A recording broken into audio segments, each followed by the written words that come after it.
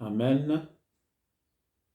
Miarabantsika rehetra amin'ny anaran'i Jesosy Kristy Tompo ry havana, dia ampitomboina amintsika mandrakariva ny fahasoavana sy ny fiadanana avy amin'Andriamanitra Ray, ny firaisana amin'ny fanahy masina, ary koa ny fiombonantsika amin'ny finoanan'i Jesosy Kristy Tompo. Hivavaka isika alohan'ny hizarantsika ny tenin'Andriamanitra. Efa ho tenenina sady angambany ny tenin'Andriamanitra izay ho zaraina, dia ny hoe maro na betsaka mihitsy, maro ny olona, maro ny mihevitra fa tsy misy ary tsy hisy ny fitsaran'Andriamanitra. Izay zany no velaberarintsika ho hazavaintsika avy amin'ny fanahy masina izay tiany ifampizarantsika androany, hoe maro no mihevitra fa tsy misy ary tsy hisy ny fitsaran'Andriamanitra. Hivavaka isika tompoko. Ry Andriamanitra Ray, ry Jesosy Kristy Tompo, fanahy masina, deranao mankalaza anao mandrakariva izay satria tsara ianao ary manao ny tsara. Ianao ilay Andriamanitra tsy miova hatramin'ny taloha ankehitriny ary mandrakizay. Ianao tokoa nahary ny lanitra sy ny tany izay rehetra ho aminy, eny na dia ny any ambanin'ny ranomasina ary, dia ianao no nahary izany ary tsisy miafina aminao ny fiainan'ny zanak'olombelona, satria naharianao zany ny fo sy ny saina fanahy rehetra dia avy aminao.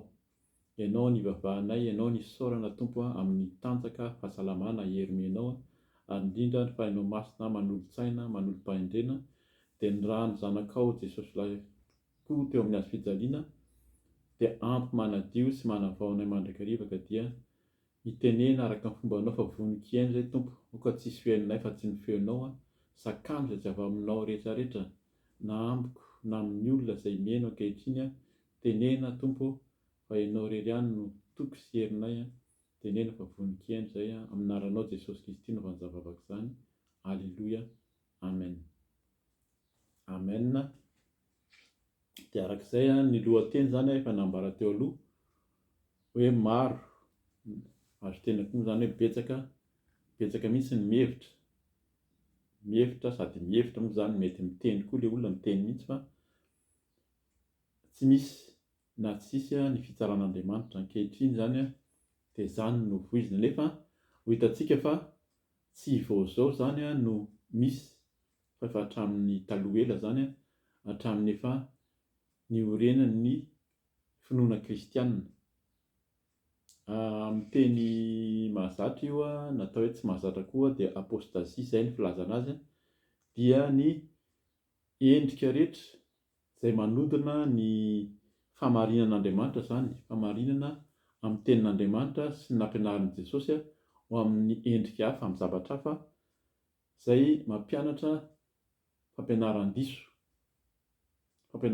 betsaka ny fampianarana diso zany, dia anisan'izany izay ho lazaintsika eto fa misy mihitsy ny mampianatra fa mahazo manao izay tiany ataony ny olona rehefa kristianina, rehefa nandray an'i Jesosy, na dia efa mifo sy nandray an'i Jesosy Kristy ary, dia manao izay tiany ataony fa tsy ho tsarain'Andriamanitra na tsy hisy ny fitsarana. Izay zany no ho lazaintsika. Vakitsika manontolo ny ao amin'ny Joda. Vakitsika manontolo ny ao amin'ny Joda. Vakiko aloha zany ny Joda ny 1 ka hatramin'ny 4 aloha, dia toizantsika avy eo fa mba tsy ho lava ny famakiana, vakiana amin'ny anaran'i Jesosy fiarabana. I Joda, mpanompon'i Jesosy Kristy sady rahalahin'i Jakoba, no mamangy izay olona voantso malala ao amin'Andriamanitra Ray sy voatahiry ho an'i Jesosy Kristy, ampitomboina ho anareo anie ny famindrapo sy ny fiadanana ary ny fitiavana. Ry malala, raha manao izay zotom-po rehetra anoratra aminareo aho, ilazany amin'ny famonjena iombonantsika, dia nisy nahatery ahy anoratra aminareo, hampirisika anareo mba hiadianareo mafy hiaro ny finoana izay voatolotra indray mandeha monja ho an'ny olona masina. Fa misy olona sasany niditra an-tsokosoko, izay efa voasoratra hatry ny ela ho amin'izany fanameloana izany, dia olona ratsy fanahy izay mamadika ny fahasoavan'Andriamanitsika ho fanaranam-po amin'ny ratsy sady mandà ny andriana tokana dia Jesosy Kristy Tompontsika. Tahampatsiaro anareo aho na dia efa fantatrareo raha teo aza ny zavatra rehetra, fa rehefa novonjen'ny Tompo ho afaka tany Ezipta ny olona dia naringana ihany taorian'izany izay tsy nino, ary ny anjely izay tsy nitana ny anjara fanapahany dia nandao ny fonenany dia no azoniny amin'ny fatorana mandrakizay ao amin'ny maizina ho amin'ny andro fitsarana lehibe.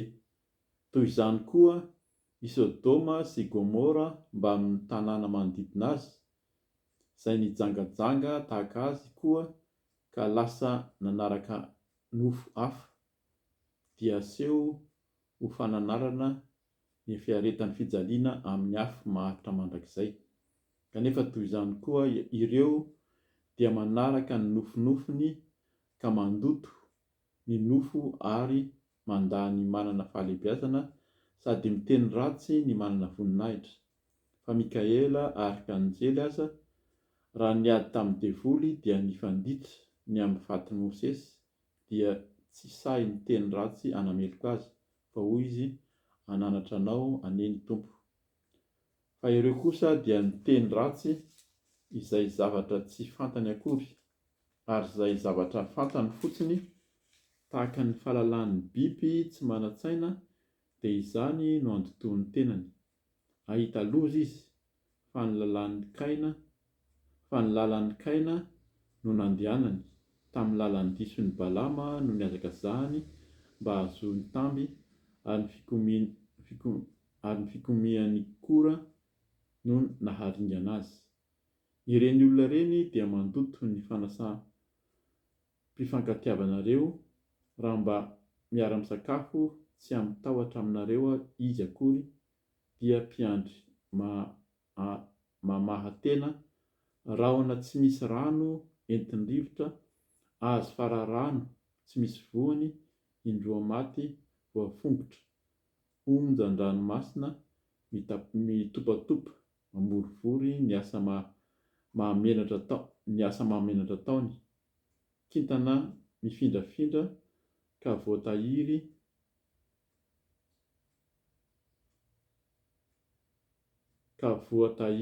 ho azy mandrakizay aizina mikitroka.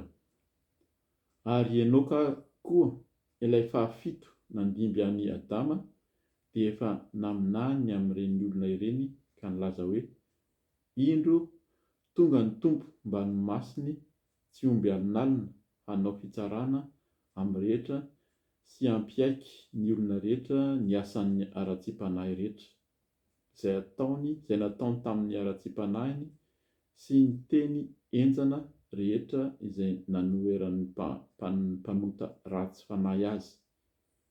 Ireo dia mpimonomonina sy mpimenomenona, olona mandeha araka ny filany, ny vavany dia manao teny miavonavina tafahoatra ary mandoka olona mba ahazahoany zavatra. Amen. Araka ny teniko teo moa izany lavalava ny ten'Andriamanitra, fa Joda dia tsy dia lava loatra fa epistily izany ao anatin'ny Baiboly izay nosoratany. Raha heverina ery aloha ery izy, andiny voalohany dia efa miteny ny Joda hozy izy mpanompon'i Jesosy Kristy sady rahalahin'i Jakoba. Ny Joda araka ny teniny eto dia rahalahin'i Jakoba, rahalahin'i Jesosy koa izy io, fa araka ny fahafantarantsika koa dia Jesosy dia zanak'Andriamanitra. Andriamanitra no nametraka azy tao amin'ny Maria, fa tsy zanak'i Josefa, izany hoe rahalahy izy, marino ireny izy miteny mirahalahy ireo, fa Jesosy dia zanak'Andriamanitra. Izay mahagaga eto hoe i Joda dia milaza mihitsy ary hoe mpanompon'i Jesosy Kristy izy, fa niteneniny fotsiny izy hoe rahalahin'i Jakoba, fa rahalahy amin'ny mahazanaky Maria izy, fa tsy fantany fa tsy rahalahy tena rahalahy an'ity Jesosy ity. Azo heverina zany mba antsika amin'izao fotoana izao, raha mandinika tsara tsika, dia raha olona mpirahalahy ny aran'ny tombo tao an-trano tao dia tokony mahita mihitsy hoe ahoana moa ny tenenako hoe izaho ro mpanompon'ilay rahalahiko anankiray, fa fantany fa tsy rahalahy ny tena rahalahy ity Jesosy ity fa zanak'Andriamanitra. Na ny aran'ny tombo teo ary izy dia mahafantatra izy fa zanak'Andriamanitra io Jesosy io, ary izy dia nanaiky fa ho mpanompon'i Jesosy satria nahita izy. Zay zany mbola tsara mafisitsika fa ny olona rehefa tena mahita fa an Jesosy mifanena tamin'i Jesosy, efa nisy fampianarana maro tamin'izany, rehefa tena mifanena amin'ny Jesosy ianao ka mahita hoe iza marina ilay Jesosy Kristy io dia tsy misalasala, mitory sy manambara.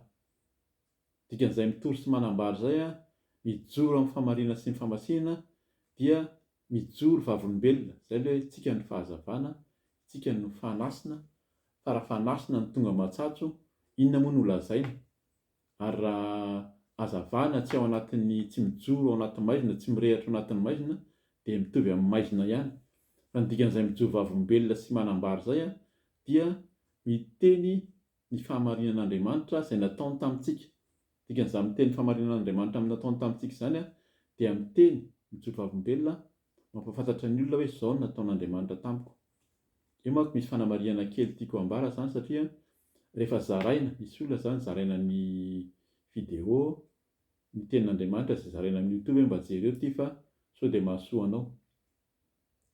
Dia betsaka ny olona miteny, na misy atao hoe vitsivitsy koa zany fa tsy tena maro, fa nisy nanamarika hoe nareo dia tena ohatran'ny mizaozao nareo, miteny nareo fa izay no hitan'i Jesosy izaho miteny ny fanamasina ny teny tamiko izaho nahafahan'i Jesosy izay zanak'Andriamanitra. Mizaozao zany ozy izy, fa miteny amintsika fa tsy fizahozahoana ny fijona vavolombelona sy mampahafantatra ny zavatra nataon'ny tompo tamintsika. Azoko ambara zany satria efa mifampireza anay tia ny tompo ambara eto angambany ao amin'ny fiaraha-mivavaka ataonay isaky ny sabotsy, fa i Joba ovakitsika fohy moa zany, Joba manomboka any amin'ny 7:20 any ary zany fa ny faraika amin'ny 30 azonao vakiana manontolo fa raika amin'ny 30 koa fa lavalava, fa i Joba dia tena niteny mihitsy. Fantatsika tsara ny tantaran'i Joba, n'Andriamanitra ny teny hoe izy dia sady olona, azo jerentsika any angambany andeha any amin'ny toko voalohany ihany mba tsy bahazava amintsika hoe iza marina moa ny tenenan'Andriamanitra ny Joba io.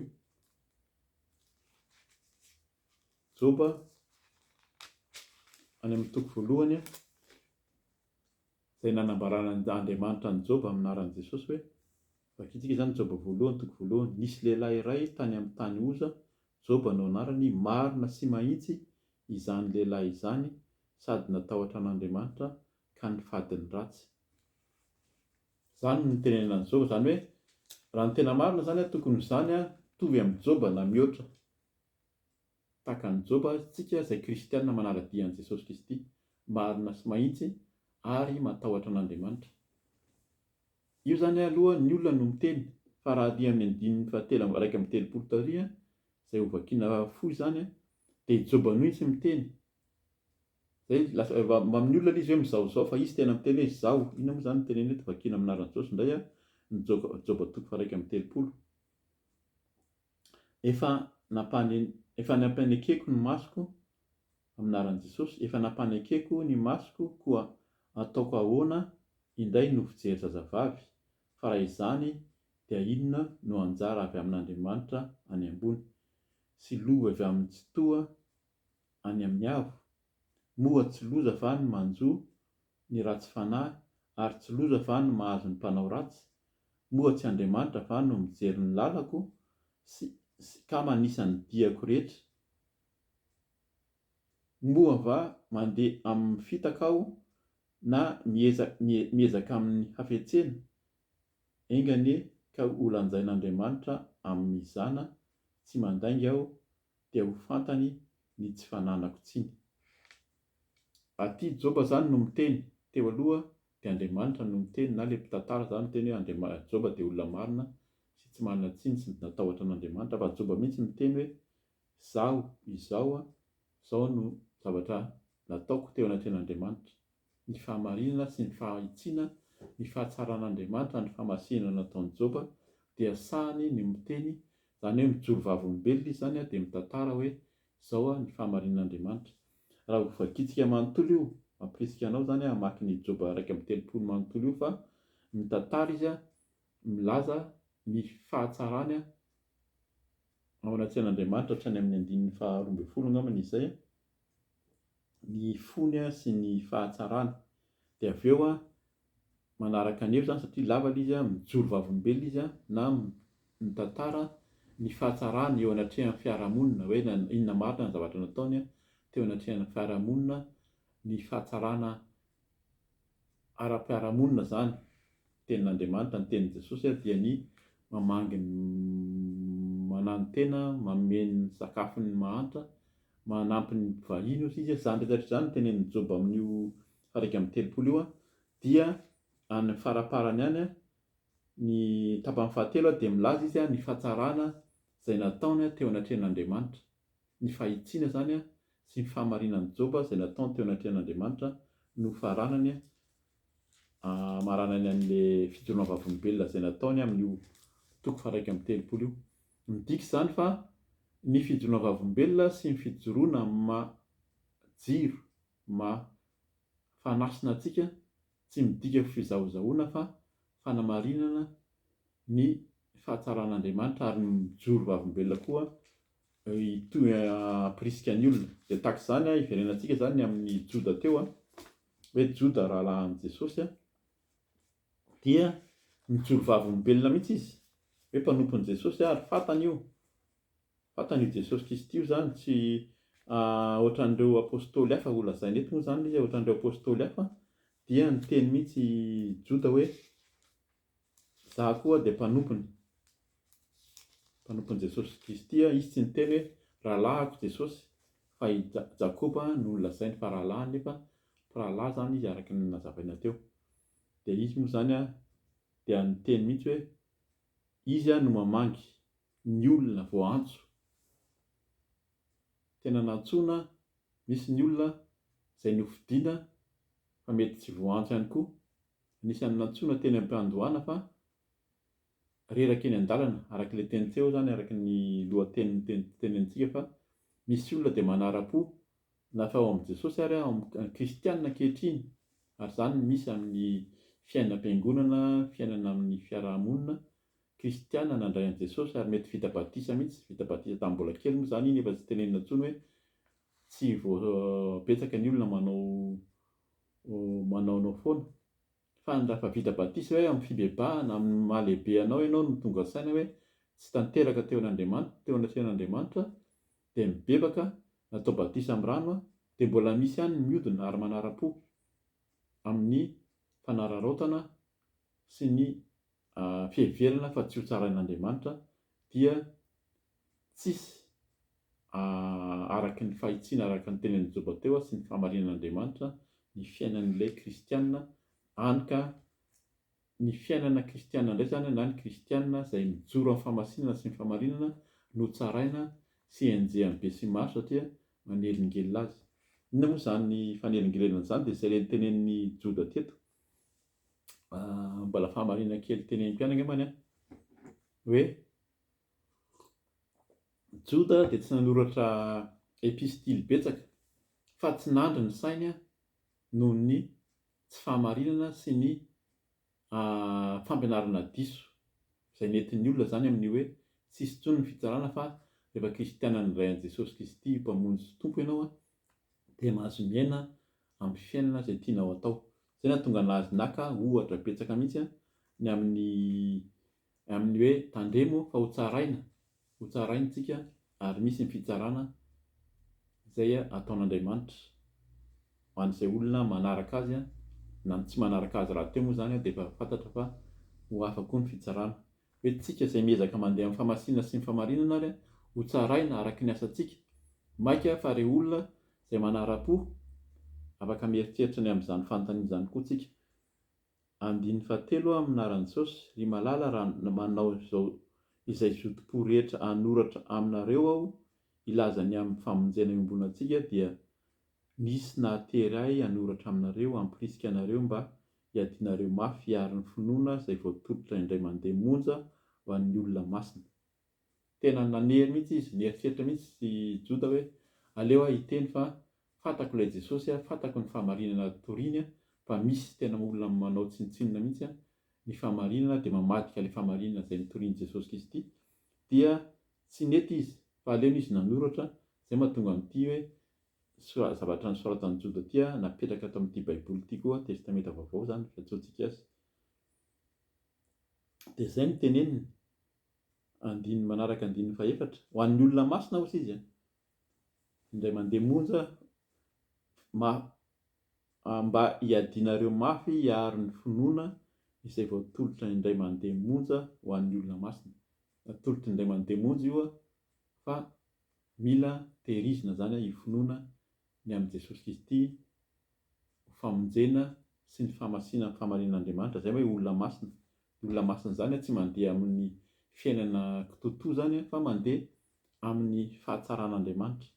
Inona ny toy eto andiny faefatra fa misy olona sasany hozy izy niditra nitsokosoko izay efa voasoratra hatry ny ela ho amin'izany fanamelohana izany. Ohatran'ny tamin'ny andron'ny namadiany an'i Jesosy Kristy, efa ela misy olona voasoratra aza mba isan'ny voasoratra zany ho mpamadika, fa misy olona sasany mbola voasoratra ary niditra nitsokosoko. Efa ela zany hozy izy dia olona ratsy fanahy. Araka ny tenintsika eto tsisy mifanohitra amin'ny olona masina zany. Ny olona masina tsy ho tenenina mihitsy hoe olona ratsy fanahy, fa rehefa miala amin'ny fahamasinana ianao, miala amin'ny fahamasinana antsika dia ny fanahy ratsy miditra amintsika dia lasa ratsy fanahy. Misy koa ny fanahy ratsy. Raha misy ny fanahy tsara, misy ny fanahy masina, dia misy koa ny fanahy ratsy, dia mitondra ny olona ao amin'ny raha faharatsiana zany dia antsoina hoe olona ratsy fanahy, izay mamadika ny fahasoavan'Andriamanitsika ho fanaranam-po amin'ny ratsy. Izay zany izy amin'izao fotoana izao dia misy mihitsy ny fanaranam-po amin'ny ratsy, ny lainga, ny fitaka, ny fitiavan-karena, na dia ao anatin'ny mampirisika ny olona ihany ary ao amin'ny manara-dian'i Jesosy Kristy, dia eo le amin'izao fotoana izao moa zany averina foana ny fitoriana ny évangile de prospérité, ny fitoriana ny fitorinan'i Jesosy Kristy sy ny fitahiana. Zany no lazaina fitahiana, ndana makatra amin'ny fiangonana ito fa misy fitahiana. Raha olona misy tena endrika fitahiana satria ny manantona an'i Jesosy tsy ataony tsinitsinina ianao, ataony samihafa mihitsy hozy izy ny manompo sy ny tsy manompo. Omeny zany fa tsy izy zany no anararotan'ny olona ny mpino. Ny mpino dia manararoatra ny amin'izany hoe efa nahazo fitahiana teto aminay nareo dia arotsay. Izay moa zany filazana azy matetika, arotsay ny fahafolo-karena, ny rakitra, asiana amin'ny endriny samihafa mihitsy zany ankehitriny mba androtrahan'ny olona vola. Fa mila mitandrina isika fa ho tenenin'ny ten'Andriamanitra ao amin'ny faraparany eo zany fa lasa manara-po izy amin'ny ratsy sady mandà ny andrin'ny tokana dia Jesosy Kristy tompontsika. Eto moa zany dia misy koa zany no na dia efa nandray an'i Jesosy ary dia lasa manaonao foana amin'ny fomba endrika samihafa. Dinona ny lazaina eto, te hampahatsiaro anareo aho izy, inona ny fampatsiarovana dia efa na dia efa fantatrareo rahateo aza ny zavatra rehetra, fa rehefa novonjen'ny tompo afaka tany Ejipta ny olona dia naringany ihany taorian'izany izay tsy nino. Na dia efa nivonjena ary tsika nandray an'i Jesosy ho tompo sy mpamonjy vita batisa, ka manaonao foana mandeha amin'ny faharatsiana sy ny faharatsiana izao tontolo izao, ao anatin'ny lainga, ao anatin'ny kolikoly, ao anatin'ny fitaka, fitondran-tena maloto, dia ho faty ihany. Tahaka ny zanak'Israely izay nivoaka tao Ejipta tsisy tafiditra izay lehibe nahita ny voninahitr'Andriamanitra, fa nanao tsinitsinina sy ny menomenona teny an-dalana dia maty tsisy tafiditra ny tany Kanana. Andininy fahenina, ary ny anjely izay tsy nitana ny anjara fanapahany fa nandao ny fonenany dia nohazony amin'ny fatorana mandrakizay ao amin'ny maizina ho amin'ny andro fitsarana lehibe. Izay zany ilay resantsika teo, hisy fitsarana Nisy anjely izay tena niaina tao anatin'izany hoe nahita ny fahasoavan'Andriamanitra tany an-danitra tany no mahita an'izany hoe Andriamanitra izany fa nahidina mihitsy miaraka amin'ny Satana io, izay voafatotra zany maro mba tonga amin'ny fitsarana. Ary ny olona izay tsy manara-dian'i Jesosy, tsy mandeha amin'ny fahatsarana, dia fantatsika tsara fa ho any amin'ny fahafatesana faharoa io koa, any amin'io filazany azy eto hoe amin'ny fatorana mandrakizay ao amin'ny maizina. 7 toy izany koa i Sodoma sy Gomora mba amin'ny tanàna manodidina azy izay nijangajanga tahaka azy koa ka lasa nanaraka nofo hafa, dia seho ho fananarana ny fiaretan'ny fijaliana amin'ny afo maharitra mandrakizay. Sodoma sy Gomora dia nolevonina tamin'ny afo tetỳ tany, fa ny olona izay manaraka amin'ny fomba fanaon'ny Sodoma sy Gomora fantatsika tsara ny amin'ny fijangajangana sy ny fiarahan-lahy samy lahy, vavy samy vavy amin'ny tsy araka ny sitrapon'Andriamanitra, dia ho levon'ny afo sy hiaritra fijaliana mandrakizay hozy izy izany koa. Tenin'Andriamanitra zany tsy nety mihitsy joda araka ny resantsika teo aloha raha tsy niteny, tsy nanoratra betsaka izy fa ty teny ty dia nosoratany ary namafisany amin'izany mihitsy hoe mitandremo fa misy ny fampianaran-diso sy ny fihevitra diso izay heverin'ny olona fa mahazo manara-po amin'izay tiany ataony rehefa nandray an'i Jesosy na rehefa hoe kristianina.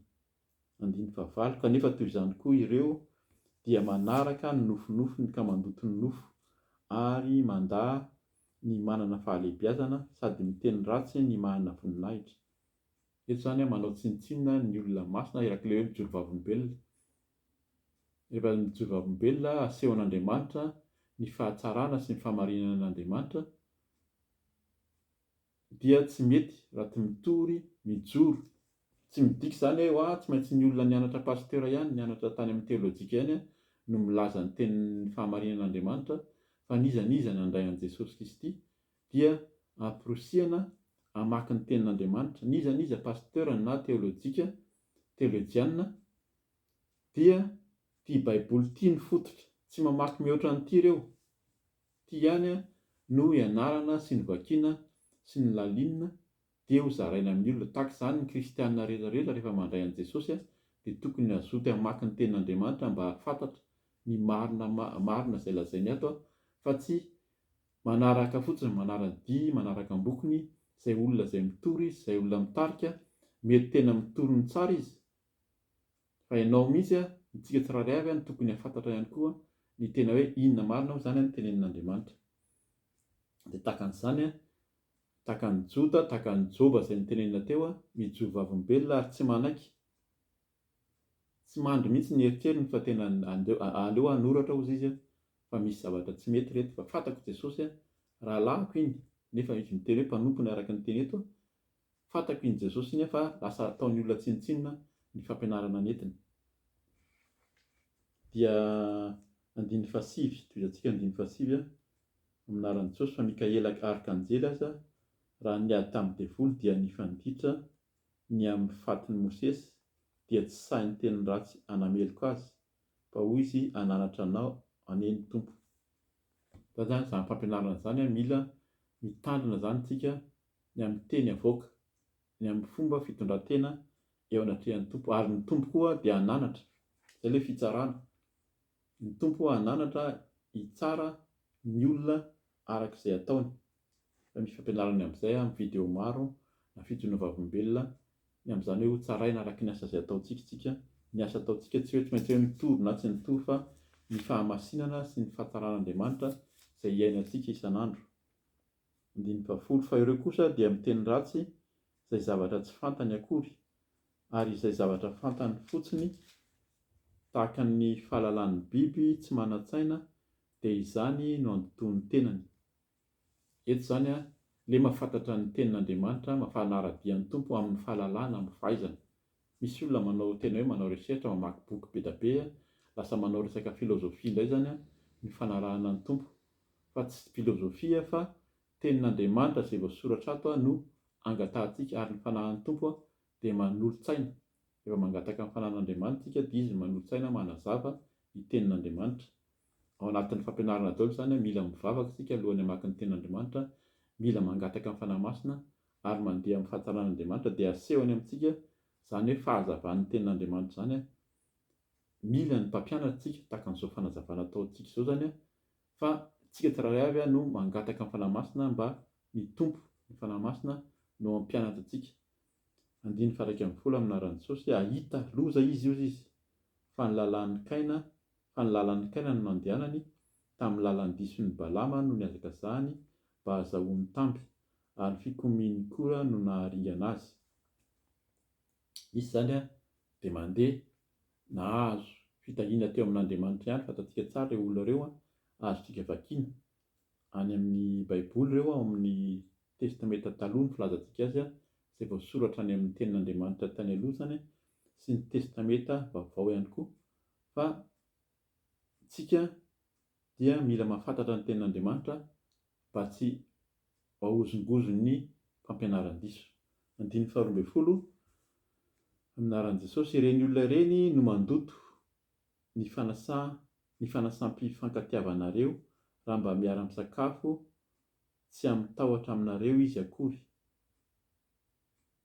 dia mpiandry mamahatena rahona tsy misy rano entin'ny rivotra, azo fararano tsy misy voany, indroa maty, voafongotra, onjan-dranomasina, mitopatopa mamorivory, ny asa mahamenatra ataony, kintana mifindrafindra ka voatahiry ho azy mandrakizay ny aizina mikitroka.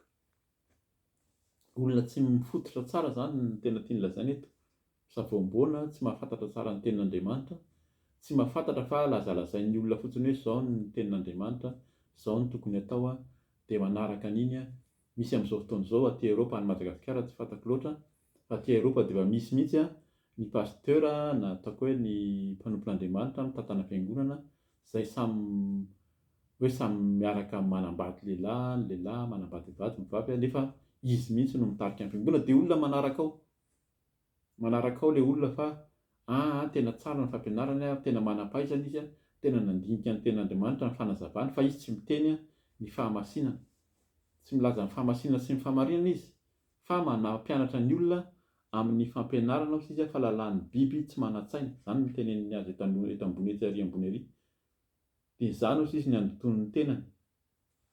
Dia zavatra topatopa ny asa 1:13 vakiko amin'ny anaran'i Jesosy, ny onjan-dranomasina mitopatopa mamorivory ny asa mahamenatra ataony.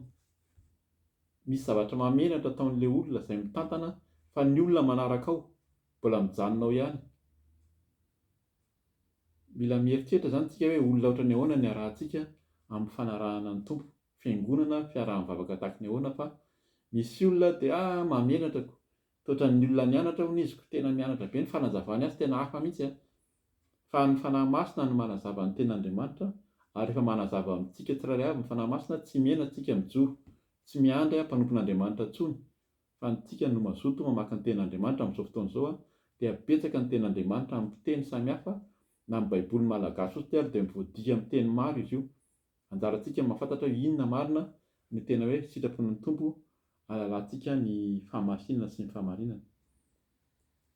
Dia araka ny teny teo hoe kintana mifindrafindra ka voatahiry ho azy mandrakizay ny aizina mikitroka, mbola teny teo ho tsaraina ireo ary fehezina ao anaty aiza-kitroka zany 1:17, ary Enoka koa ilay fahafito nandimby an'i Adama dia efa naninany ny amin'ireny olona ireny ka nilaza hoe indro tonga ny tompo mba masiny tsy omby alinalina hanao fitsarana amin'ny rehetra sy hampiaiky ny olona rehetra ny asan'ny ara-tsi-panahy rehetra izay nataony tamin'ny ara-tsi-panahiny sy ny teny enjana rehetra izay nanoherany ny mpanota ratsy fanahy azy.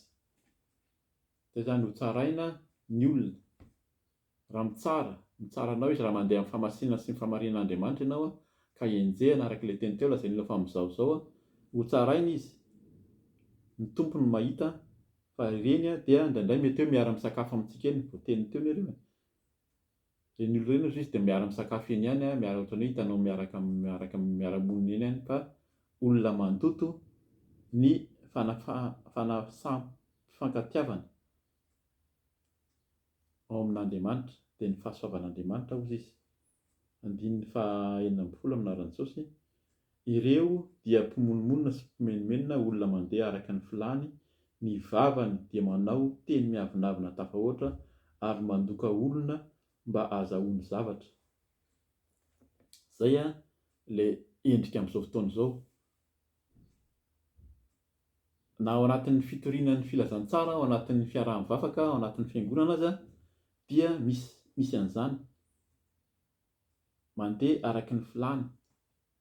Aron-tsainy vola fa atao zao mba hananan'ilay olona mitarika vola be. Tsy misy fanampiana ny olona mahantra, tsy misy fanampiana ny olona sahirana, fa ho an'ilay olona raha mandinika ianao dia ilay olona mitantana no lasa mpanan-karena, ilay fiangonana no mijoalajoala fa ny asa-pahasoavana tsy misy. Dina ozy ny teneniny ary mandoka olona mba ahazahoany zavatra. Anao fandokana izy, mety misy fitahiana tokoa miditra aminao fa ho dokadokafana ianao ahazahoany zavatra. Mila mieritreritra zany tsika ny amin'izany hoe ahoana marina moa ny atao hoe fampianaran-diso. Tsy midika foana zany hoe tsy maintsy hoe olona tena hoe lasa Bouddha ilay olona na silamo, fa na ny olona ao amin'ny fiaraha-mivavaka ary dia lasa misy fampianaran-diso noho ny tsy fahalalan'ny olona dia voafitaka. Ary izay no tena hoe mahatonga ny jodany teny eto. Eto zany tsisy hoe fanaratsiana na fanenjehana ny mpiara-mivavaka hafa, fa ianao no mijery, tsika no mahafantatra hoe mandeha araka ny fahamasinan'Andriamanitra tokoa hoe zany fiangonana fiaraha-mivavaka misy an'izany, sa arak'izay voateny teto hoe mandeha manao teny miavonavina tafahoatra, mandeha araka ny filany ary mandoka olona mba ahazahoany zavatra. So dia zany ny zavatra misy ao anjarantsika no mandinika an'izany fa tenin'Andriamanitra zany izay nampitainy jody eto.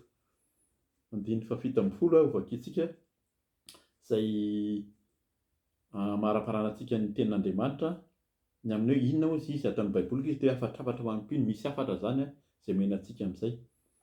Aminaran'i Jesosy, fa ianareo kosa ozy izy ry malala dia tsarovinareo ny teny voalazan'ny apôstôlin' Jesosy Kristy tompontsika fahiny.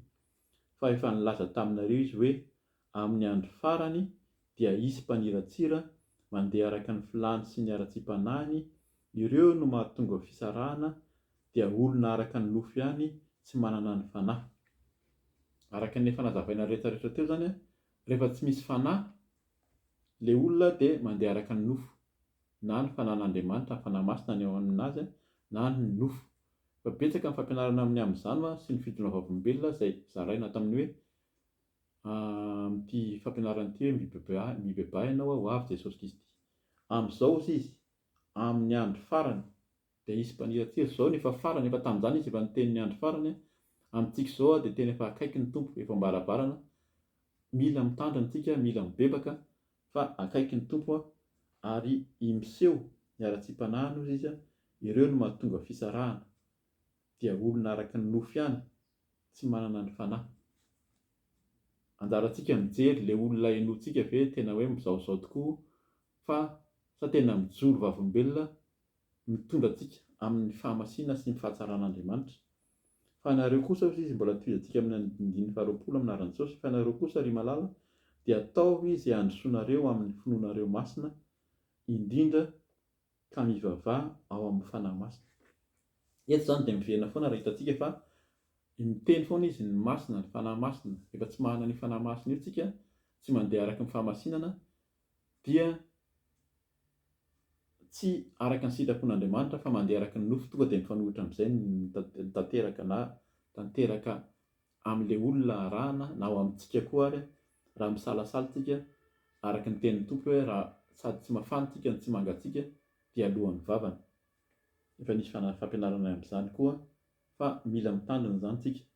120 tahirizo ao amin'ny fitiavan'Andriamanitra ny tenanareo eo am-piandrasana ny famindrampon'i Jesosy Kristy tompontsika ho amin'ny fiainana mandrakizay.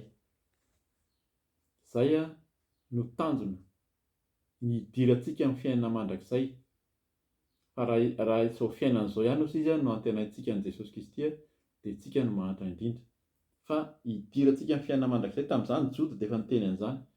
Tsy niteny mihitsy izy hoe lasa tafavoaka nareo dia lasa mpanan-karena, dia lasa miroborobo be ny fiangonana, dia lasa be olona be. Zany dia tanjon'ny kristianina izay mijoro vavolombelona mba hanaraka an'i Jesosy ny olona. fa tsy ny amin'ny hoe endrika ivelany amin'izao fiainana izao, tsy ny etỳ tany ety, zay lasa faninanana manko ilay izy. Izy ny tena be olona, izy ny tena mega church moa zany filazan'ny Amerikana sy ny teny anglisy azy. Izy ny tena mahazo olona. Fa ny tena mahazo, izy ny tena tafiditra olona any an-danitra. Sao dia betsaka olona fa ho tavela fotsiny etỳ tany etỳ, fa ny tena tanjontsika zany izy isaka kristianina mety betsaka, zay ny tena sitrapon'ny tompo isaorana an'i Jesosy zany, fa tanjontsika rehetra dia mba ho tafiditra amin'ny fanjakan'Andriamanitra io dia ny fiainana mandrakizay. Amina 2:20, amin'ireo fo ny sasany izay mihanahana, ny sasany kosa dia sahirana amin'ny afo dia sahirana avy amin'ny afo no famonjenareo azy, ary ny sasany indray dia amin'ireo fo amin'ny tahotra ka mankahalahy na dia ny akanjo voapetipetiny nofo aza. Eto misy karazany olona telo samihafa zany no teneny eto. Misy sasany dia amindrana fo, misy olona ao anatin'ny fahalemena dia mamindra fo. Fampianarana moa zany entina mba afaka ny tiany lazaina amin'izay, mampianatra, mampahery. Ny sasany indray dia tena amin'ny afo, mila tenenina mafy na roahana devoly amin'ny anaran'i Jesosy. Io zany arakaraky ny asa sy ny hitany endrika izay omeny tompo amintsika. Tsika ozy izy tsy miady amin'ny ho famandraha, fa ny fanahy ratsy sy ny fanapahana eny amin'ny rivotra. Dia ny sasany indray izy amin'ireo fo amin'ny tahotra ka mankahalahy na dia ny akanjo voapetipetiny nofo aza. Mila tena misaraka amin'ny sasany mihitsy zany, ary indrindra eto zany ny eto amin'ilay akanjo voapetipetiny nofo tsy ho hazavaina lava, fa mila mitandrina eto zany ilay hoe fahamasinana ivelany sy anatiny. Hoe amin'izao fotoana izao dia misy fitafiana izay heverin'ny olona hoe lamaody, fa lamaody izay entin'ny olona izay samy tia lehilahy zareo, dia izao mety amintsika lehilahy dia manao endrika fitafim-behivavy, vehivavy manao endrika fitafin-dehilahy. Tsika izao efa mitovy ka tsy misy intsony no mahasamihafa, fa manao izay tiany ataony. Fa eto dia teny tamin'izany mijoro dia efa niteny foana aho, mankahalahy na dia ny akanjo voapetipetiny nofo aza. Mila mitandrina tsika amin'ny endrika ivelany koa amin'ny fanarahana ny tompo. Vakiantsika vetivety ny Romanina 9:9. Romanina 9:9 dia manazava amin'io hoe tandremo ny amin'ny fanarahana ny tompo sy ny hatrany amin'ny 5:5 dia efa azontsika vakiana, fa ny 9:9 loloha eo aloha zany vakiana amin'ny anaran'i Jesosy hoe manahoana moa zany tsika rehefa tena hoe mandray an'ny tompo, dia mila mitandrina amin'io pentimpentina amin'ny nofo io amin'ny anaran'i Jesosy. Ny Romanina 9:1. Inona ary no lazaintsika? Mbola hitoetra amin'ny ota ihany va isika mba hitomboan'ny fahasoavana? Sanatria izany, ataontsika izay efa maty, ny amin'ny ota ahoana no mbola ho velona ho amin'ny hany? Tsy fantatrareo va fa na iza isika no efa natao batisa ho amin'ny Kristy Jesosy dia natao batisa ho amin'ny fahafatesany? Koa tamin'ny batisa dia niara-na levina taminy ho amin'ny fahafatesany isika, mba ho tahaka ny nananganana ny Kristy tamin'ny maty tamin'ny voninahitry ny ray no andehanantsika kosa amin'ny fiainam-baovao. Ajanoko eo. Eto zany dia misy fampianarana fohy ny amin'izany atao hoe batisa, araka ny teny teo batisa ny fibebahana. Olo-dehibe mahatsiaro tena no mibebaka dia natao batisa, natao tao anaty rano, dia niara-nalevina taminy izy dia niara-natsangana. Rehefa mivoaka ao anaty rano ianao dia olom-baovao natsangana amin'ny anaran'i Jesosy, amin'ny Jesosy. Toizako sady 5:10 azontsika vakiana manontolo, fa vakiako amin'ny 5:10 ihany izy teo zany, Romanina 9:1 amin'ny anaran'i Jesosy. Ahoana ary? Anota va isika satria tsy ambany lalàna fa ambany fahasoavana? Sanatria izany, tsy fantatrareo va fa raha manolo tena ho andevo ianareo mba hanoha na iza dia andevon'izay ankapavinareo ianareo, fa ny ota ho amin'ny fahafatesana na ny fankatoavana ho amin'ny fahamarinana. Koa isaoran'Andriamanitra fa na dia efa andevon'ny ota aza ianareo, ny fonareo kosa dia efa nanaraka ny fomba ny fampianarana izay nanolorana anareo, ary rehefa natao afaka tamin'ny ota ianareo dia tonga andevon'ny fahamarinana azafady. Rehefa afaka amin'ny ota tsika dia tonga andevon'ny fahamarinana. Zay ilay izy hoe rehefa afaka miaina amin'ny fahamasinana dia voatery eto ny fahamarinana. Fahamarinana tsy mandeha amin'ny fiainana hoe halatra, lainga, fitaka, fanaovan-dratsy be dia be ny tenin'Andriamanitra milaza an'izany, fa tsy andevon'izany intsony tsika rehefa nafahan'i Jesosy Kristy. Any amin'ny Jaona any moa izy dia niteny hoe raha ny zanaka no afaka anareo dia ho afaka tokoa nareo. Fa raha nanketony amin'ity Romanina toko fahaenina ity andininy fahatelo amby roapolo amin'ny anaran'i Jesosy hoe fa fahafatesana no tambon'ny ota ary fiainana mandrakizay kosa no fanomezana maimaim-poana avy amin'Andriamanitra ao amin'ny Kristy Jesosy Tompontsika. Zay zany ilay hoe misy ny fitsarana, misy olona hoe manara-po fatandremo fa fahafatesana no tambon'ny ota hozy izy fa fiainana mandrakizay ho an'ny izay omena maimaim-poana ao amin'Andriamanitra ao amin'ny Jesosy Kristy Tompo zany. Zay zany ny teny amaranantsika anazy ao amin'ny Joda andininy faharay efatra amby roapolo vakina manontolo aminy zany, ary amin'anaran'i Jesosy hoe ary ho amin'izay mahay miaro anareo mba tsy ho tafitohina ary mahay mampijoro anareo tsy misy fitsiny eo anoloan'ny voninahiny amin'ny firavoravoana ho an'Andriamanitra tokana mpamonjy antsika amin'ny alalan'i Jesosy Kristy Tompo anie ny voninahitra sy ny fahalehibiazana, ny fanjakana sy ny fahefana hatramin'ny taloha indrindra sy ankehitriny ary mandrakizay. Amen. Zany no famporisihana sy tsodrano fideranan'Andriamanitra nataon'ny Joda. Ovakitsika ihany ny Jaona voalohany toko fahatelo, ny andiny voalohany ka hatramin'ny fahatelo, Jaona voalohany toko fahatelo, andiny voalohany ka hatramin'ny fahatelo, manamafy izany.